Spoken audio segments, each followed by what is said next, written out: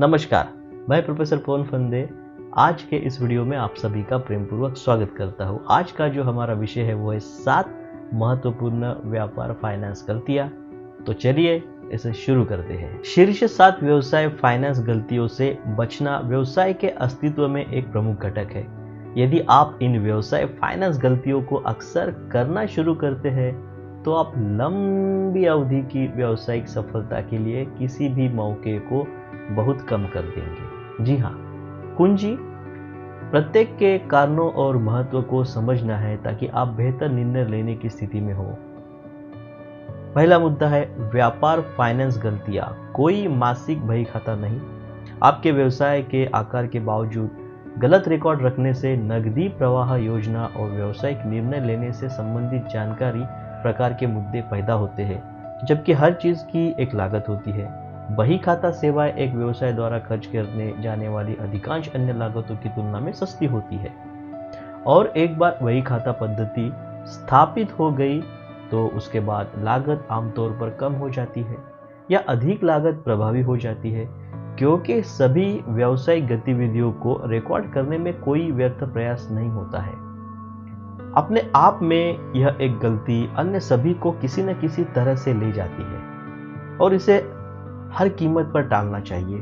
Number 2 पे है व्यापार फाइनेंस गलतियां। कोई अनुमानित नकदी प्रवाह नहीं। कोई भी अर्थपूर्ण बही खाता पद्धति यह जानने का अभाव पैदा करती है कि आप कहाँ गए हैं। कोई अनुमानित नकदी प्रवाह यह जानने की कमी पैदा करता है कि आप कहाँ जा रहे हैं। स्कोर बनाए बिना व्यवसाय अपने लक्ष्य से आगे और आगे भटक जाते हैं और एक संकट की प्रतीक्षा करते हैं जो मासिक खर्च करने की आदतों में बदल को मजबूत करता है। यहाँ तक कि अगर आपके पास अनुमानित नकदी प्रवाह है तो इसे यथार्थवादी आपको बनाना चाहिए। रूढ़िवाद का एक निश्चित स्तर मौजूद होना चाहिए या यह बहुत ही कम क्रम में अर्थहीन हो जाएगा। नंबर 3 पे है व्यापार फाइनेंस गलतियां। अपर्याप्त कार्यशील पूंजी। यदि आपके पास व्यवसाय को ठीक से संचालित करने के लिए पर्याप्त कार्यशील पूंजी नहीं है तो रिकॉर्ड कीपिंग की कोई भी राशि आपकी मदद नहीं करेगी। इसलिए किसी व्यवसाय को शुरू करने, हासिल करने या विस्तार करने से पहले नकदी प्रवाह का सटीक पूर्वानुमान लगाना बहुत ही महत्वपूर्ण है। बहुत बार कार्यशील पूंजी घटक को पूरी तरह से नजरअंदाज किया जाता है क्योंकि प्राथमिक ध्यान पूंजीगत परिसंपत्ति निवेश की ओर जाता है। जब ऐसा हो जाता है तो नकदी प्रवाह की कमी आमतौर पर जल्दी महसूस होती है क्योंकि सामान्य बिक्री चक्र के माध्यम से ठीक से प्रबंधन करने के लिए अपर्याप्त धन होता है। नंबर 4 पे है व्यापार फाइनेंस गलतियां। खराब भुगतान प्रबंधन। जब तक आपके पास सार्थक कार्यशील पूंजी पूर्वानुमान और बही खाता पद्धति नहीं है तब तक आपको नकदी प्रबंधन की समस्या होने की संभावना है।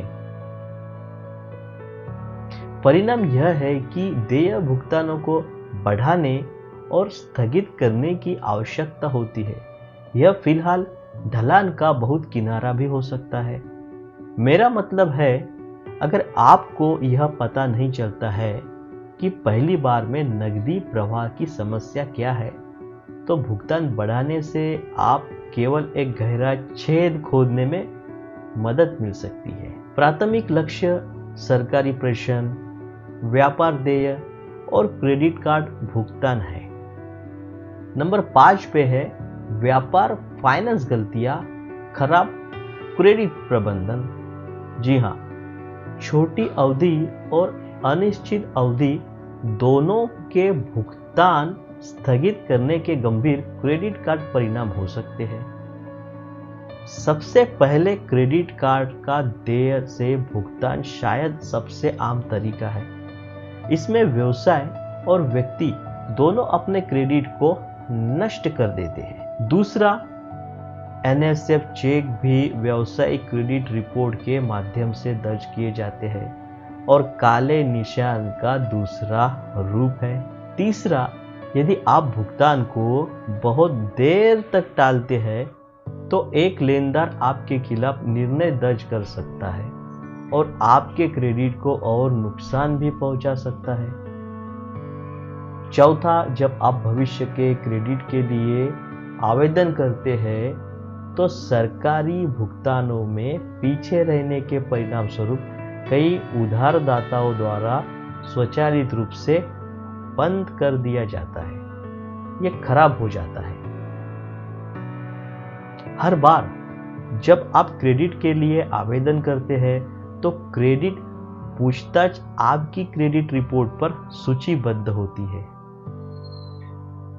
इससे दो अतिरिक्त समस्याएं हो सकती है। सबसे पहले, कई पूछताछ आपको समग्र क्रेडिट रेटिंग या स्कोर को कम कर सकती है। दूसरा, ऋणदाता किसी ऐसे व्यवसाय को ऋण देने के लिए कम इच्छुक होते हैं जिसकी क्रेडिट रिपोर्ट पर बहुत सी पूछताछ है।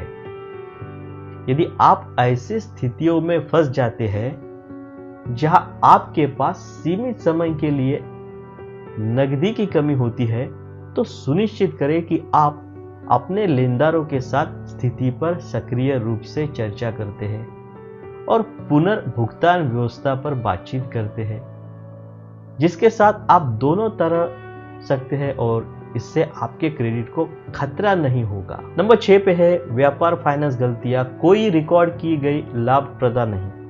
स्टार्टअप्स के लिए सबसे महत्वपूर्ण चीजें जो फाइनेंस के दृष्टिकोण से कम कर सकती है वह है जितनी जल्दी हो सके लाभदायक हो जाना।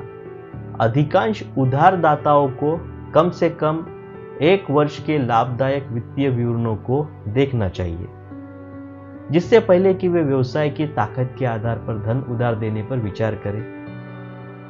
अल्पकालिक लाभप्रदता प्रदर्शित होने से पहले व्यवसाय फाइनेंस प्राथमिक व्यक्तिगत ऋण और निवल मूल्य पर आधारित होता है। मौजूदा व्यवसायों के लिए ऐतिहासिक परिणामों को अतिरिक्त पूंजी प्राप्त करने के लिए लाभप्रदता दिखाने की आवश्यकता है। चुकाने के इस समकक्षता का मापन किसी तीसरे पक्ष द्वारा मान्यता प्राप्त लेखाकार द्वारा व्यवसाय के लिए दर्ज की गई शुद्ध आय पर आधारित है।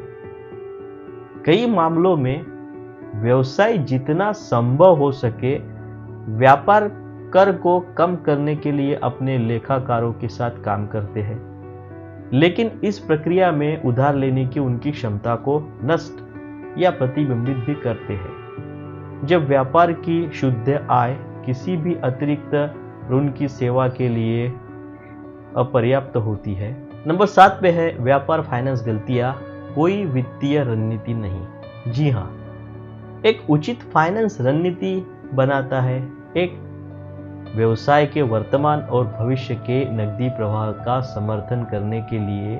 नंबर 2 पे है ऋण चुकौती अनुसूचित को नकदी प्रवाह सेवा कर सकती है और या अद्वितीय व्यावसायिक जरूरतों को पूरा करने के लिए आवश्यक आकस्मिक धन।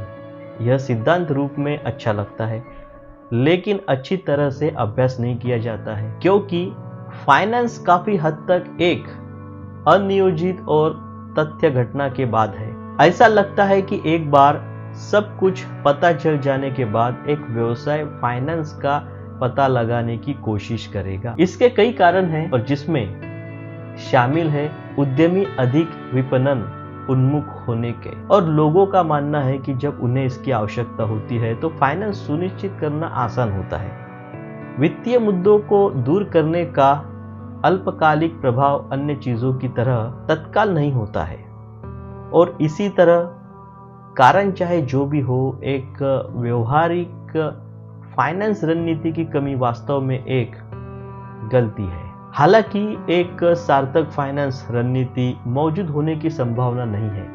यदि अन्य 6 में से एक या अधिक गलतियां मौजूद है तो यह इस बात को पुष्ट करता है कि सूचीबद्ध सभी गलतियां आपस में जुड़ी हुई है, और जब एक से अधिक की गलती की जाती है मतलब नकारात्मक परिणाम का प्रभाव भी जटिल हो जाता है। ये वीडियो काफी लंबा हो गया और बहुत सी बातें ऐसी हैं जो आपके सर के ऊपर से जा सकती है, मगर इसे देखिए, इसे सोचिए, इसे समझिए, फिर से देखिए और कुछ समझ में ना आए तो हमसे पूछिए, हम आपके लिए तैयार हैं। लेकिन आपका इस वीडियो से फ़ायदा भी हो सकता है। तो इस वीडियो को पूरा देखने के लिए और हमारे साथ बने रहने के लिए मैं प्रोफेसर पवन फंदे आपका फिर से एक बार प्रेम पूर्वक धन्यवाद करता हूँ। मिलते हैं आने वाले नए अगले वीडियो में।